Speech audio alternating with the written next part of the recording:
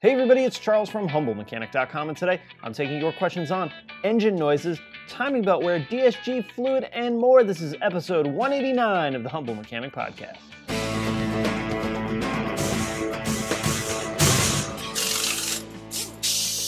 All right, remember, in order to get a question on a show like this, email me, charles@humblemechanic.com, just like it says right down here. Put question for Charles in the subject, ask the question right at the top, hit the enter button a couple of times, then give me the details. Also, if you don't see your question on a show like this, be sure to check out the quick videos playlist on YouTube where I answer just one question per video. All right, let's talk about the sponsor of the day, which is CRP Automotive.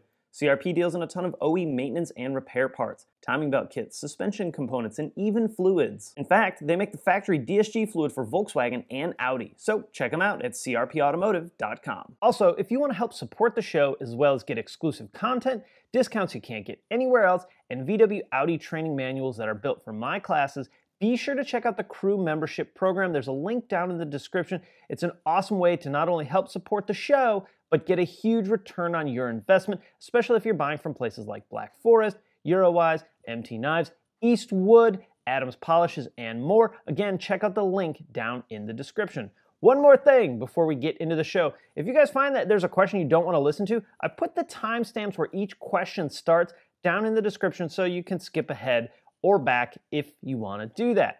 All right, with all that wrapped up, time to get into the questions. First one comes from Roman. On a 2013 Jetta TDI, why is it important to keep the DSG fluid at the proper level? For the shift points, oil pressure on clutch plates, or excessive clutch slips, or more, please answer. Thanks in advance, Roman. All right, so that's actually a really kind of interesting question. So what do we need to keep the fluid level for anyway? Like, why does this even matter?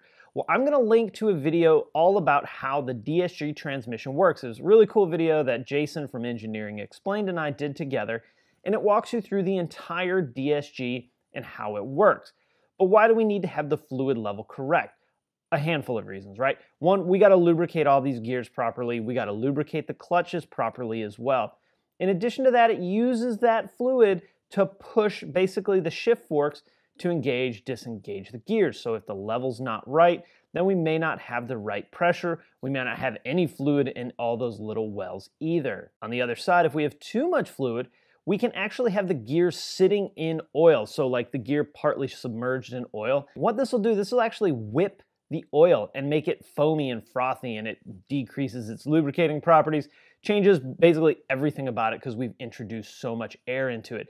Think of the difference between egg whites and that stuff, then you whip it real fast and it makes, what is that called? Meringue for a pie. So it's kind of the difference between that. So, and this goes for every fluid, right? Engine oil, ATF, DSG fluid, which is more of a gear oil than an ATF, but you want to make sure that you get the fluid level set correctly.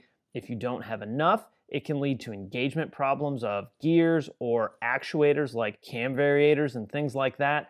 If you have too much, it can actually cause too much pressure, or again, it can cause the fluid to whip, and then it decreases all the goodness, all the goodness that that fluid may have. So if you're off, a thimbleful, it's not gonna be a big deal, especially how inaccurate I think the checking of fluid levels on most Volkswagens is anyway. And if you're overfilled a little bit, half a cup, it's not a big deal. But when you get into a liter over, a liter under, that's when you can really run into problems. So I know it may seem like it's not a big deal, but definitely want to make sure that you get the fluid level set correctly to avoid any problems. All right, next one comes from Adam. Hey Charles, longtime Norwegian fan. Thanks for the super helpful YouTube channel. I drive an 05 Mark V Golf GTI, which is at 106,000 miles. On cold starts, the engine sounds normal. However, when it heats up, especially on longer drives, it will develop this rattly diesel sounding engine note. My research tells me that it's probably the timing chain and tensioner that need to be changed. Do you have any thoughts on this, and how urgent is it to get it repaired? Also, how do I diagnose it to confirm whether it's actually the repair that I need to do? Cheers, Adam. Adam, great question. So, not sure exactly on this Mark V 2005 GTI. I'm gonna guess that it's very similar to the BPY engine that we had here, which those things were all kinds of noisy when they get high miles on them. And you're right, it very well may be that tensioner and chain on the backside of the engine. So how are you gonna diagnose this? Well, first of all, get it warm and get it to do it. That's duplication is numero uno when it comes to diagnosing a problem. How are you going to even attempt to repair if you can't even duplicate what's going on? Odds are you're not going to be able to fix it. So we're going to need to get it to do it.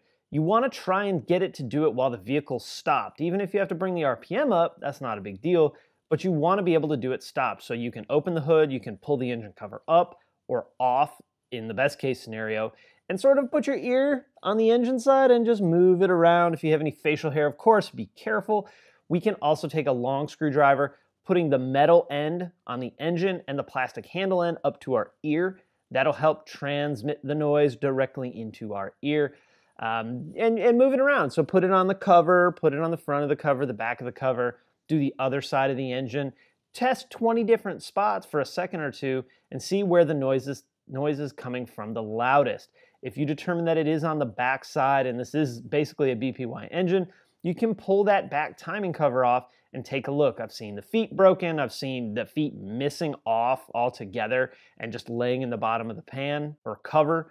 I've seen the oil control rings come apart and that caused decreased lubrication to the variator, which could cause weak tension on the chain. I've seen the chain tensioner fail. I've seen the chain tensioner oil galleys get clogged up.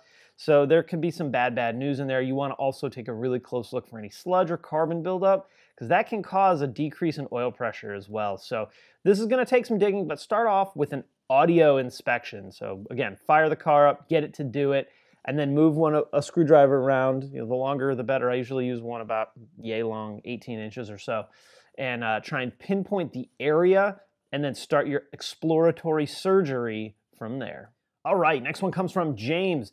I just bought a 2005 Jetta TDI with a BEW that has 240,000 miles on it, but not thinking about all of the maintenance that has been done to the car. Luckily, all of it was done at normal times, but I forgot the big one, the timing belt. Is there any way to tell the life of a timing belt or to give it how long it would take before it needs to be replaced? Being that I don't want to slap a new belt when it may not need it. James, great question. So, is there a definitive 100% way to tell when the belt was replaced? Not unless you got the bill for when it was done, and even then you don't know 100% for sure. Some shops will write on engine covers or write on timing covers, belt was replaced at XYZ miles. That's a pretty good indicator, but let's say we don't have any of that. First thing you're going to want to do, pull the timing cover off completely and take a look. Take a look at how much debris is behind the cover. Take a look at the belt. You're going to want to look for cracking on the top part as it comes up and over the cam gear. You're going to want to look for any cracks or anything on the toothed side as well. You may not be able to tell though, so we're going to look a little deeper. Take a look at the rollers in the water pump and see what they look like. If there's a ton of grease starting to come out from around the sealed bearings, then it's time maybe to consider replacing. The water pump looks like it's been there for 50 years, time to consider replacing. But here's the thing, guys, about things like timing belts, right? Timing belts, especially on most Volkswagens and really modern cars in general, are vital. You can't afford to have one break.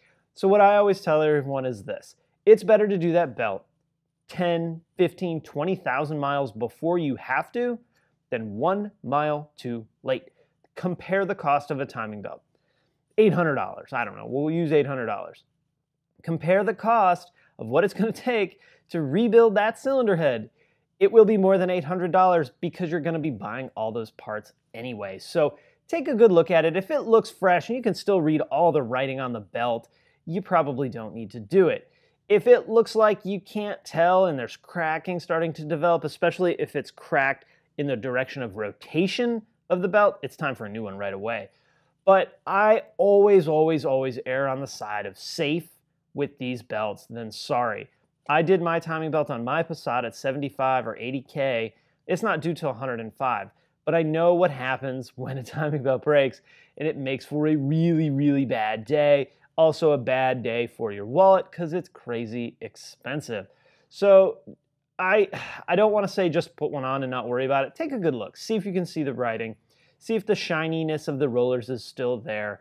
Just pull, try and rotate the belt a little bit with your hand and see how much tension's on the belt. That may or may not help you out at all. Take a good look at the roller, see if any grease is starting to spin out. If you're in any way concerned, put a belt on it. This is a new car to you. It's worth it, in my opinion, as an investment to not have to worry about it as well as knowing exactly when it's done. So you were at 2:45, maybe the next one's gonna be due at 3:15, 3:20. I would go ahead and do it if it were me, especially if this was a car I was gonna keep long term and I was relying on it to get to things that are important, like your kid's baseball game, or maybe less important, your job. So man, I would take a hard look at it and I would probably go ahead and do it anyway. All right, got time for one more. This one comes from Nate. Is it possible to DIY an ignition on a 13 Jetta? I have a 13 Jetta and my key is getting difficult to turn in the ignition. From some research I've done, it's a pretty common problem, and to fix, you replace the ignition barrel. I'm curious if this is something you can DIY with the proper tools or if it's best left to a shop. Appreciate the help. Love the channel. So Nate, all jobs can be DIYs. It's just a matter of how much you want to invest in you doing this DIY. Before you replace this part, this is what I want you to do. I want you to spend about $5, maybe $6. I'll link up to this product on Amazon, but you can also get it at AutoZone or anything. I hate going to stores, so I like to buy everything on Amazon. And it is this. It is this 3-in-1 dry lube. It actually says 3-in-1 lock dry lube. Penetrates, lubricates, won't attract dirt, and it's anti-corrosion. Shake it well and spray in the lock cylinder a few and try this. I have had this work a ton of times on sticking locks, sticking ignition switches specifically. Give it a try. It's worth the $5. It works awesome for other stuff too. Like I always use it for the squeaking doors around the house, which it's time for another run of. But this stuff is the jam, and like I said, it's only a couple of bucks. I'll link down to where you can get it on Amazon. Use that link. I really appreciate that. That's my affiliate link, so I'll make like 1.5 cents off of it. But it's well worth. Like I use the product all the time. It's fantastic. So try that first. If that doesn't work, and it may not, then you're going to need to replace that part. It is not a hard job, but it kind of sucks. And what I mean is that you're going to be taking the airbag out, you're going to be taking the steering wheel off, you're going to be taking all the switches and gadgets off. Really, that's not that big of a deal. The worst part is the shear bolts. What a shear bolt is it's a bolt that has a flat rounded head on it. Then above it, it has a little tiny piece that you would put like a socket on. And as you tighten it, when it gets to the proper torque, that piece in the top breaks off. So you can't simply put an Allen or a Torx or anything, a wrench on it. You have to either chisel them out or drill them out. Neither one of these things is very fun. The chisel, there's not a ton of room. The drill makes a mess of little swirly things. Although I did pick up one of those Milwaukee right-angled drills on sale at Home Depot. The thing is awesome, so I'll link up that too if you want to check that out. Highly recommend that. I'll be doing a review on it at some point. But you're going to have to get those shear bolts out, and that's really the worst part of the job.